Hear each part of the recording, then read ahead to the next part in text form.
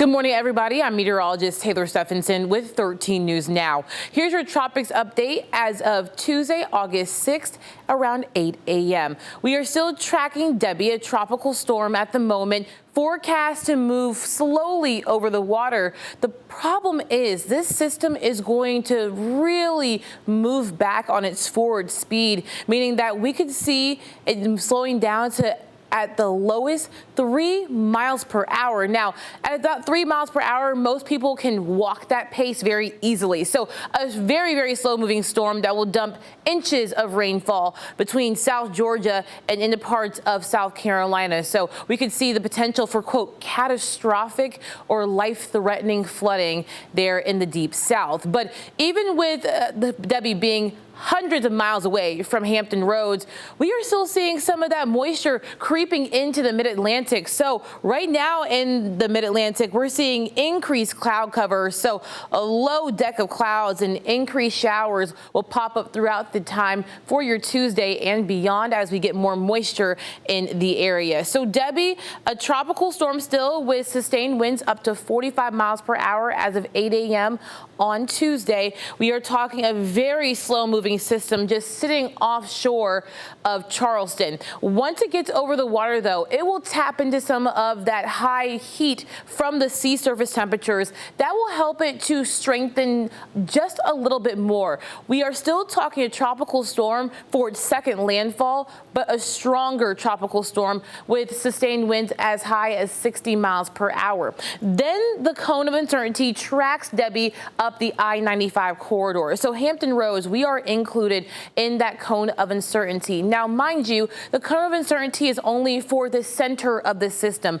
Impacts with any tropical system can happen well beyond the cone of uncertainty. But this is between Friday morning and Saturday morning, where that center of Debby will track into parts of northern Virginia before heading out through parts of the Northeast and back out into the Atlantic. So our impacts for us, especially the biggest impacts, will roll in for the late week starting mainly on Thursday. But we still have the potential for some higher flash flooding around the deep South, mainly from places like Savannah all the way through Charleston and extreme southern parts of North Carolina. That continues into Wednesday through Thursday morning, with Charleston still in that bullseye for extreme flash flooding potential. Here in Hampton Roads, we're in that likely zone Thursday morning into Friday morning. And being a flood-prone area already, we're going to keep an eye out for those heavier downpours that may lead to some localized or flash flooding starting on Thursday. Now, we do have a flood watch in effect through Friday, now including Dare County and places south of the Albemarle Sound.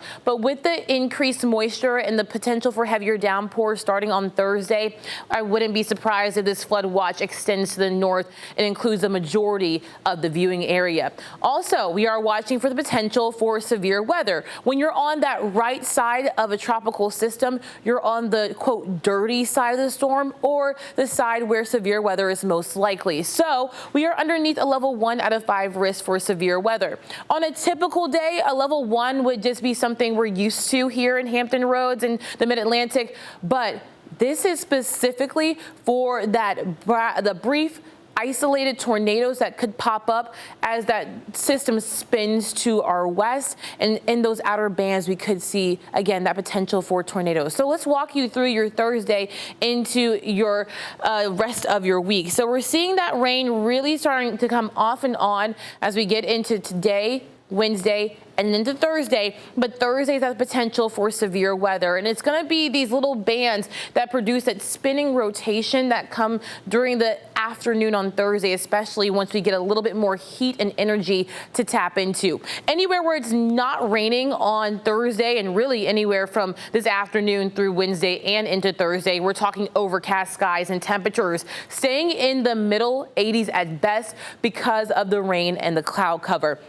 We're continuing with off and on showers through Thursday night into very early Friday morning. Again, these are also tropical downpours, so it may dump some very heavy rain over a very small amount of time. And overall, the further south you live, the higher your rainfall potential is, at least through Thursday. We're talking places like Elizabeth City, Eatonton, maybe getting up to about 4 inches of rain from now through Thursday night. The further north you live, you're talking maybe half an inch to up to 2 inches of rain. Now, I know Kill Devil Hill says maybe a foot. I think that's very much overdoing it. We could see maybe half a foot, up to 6 inches of rain with any heavier downpours we do see. But again, we are still in the heat of Atlantic hurricane season for the 2024 season. So we still have a long way to go. We're talking Debby being our Cat 1 hurricane when it made landfall, but again, now a tropical storm, not forecast to become a hurricane before its second landfall. But we have a long way to go in terms of the names on this list. Remember that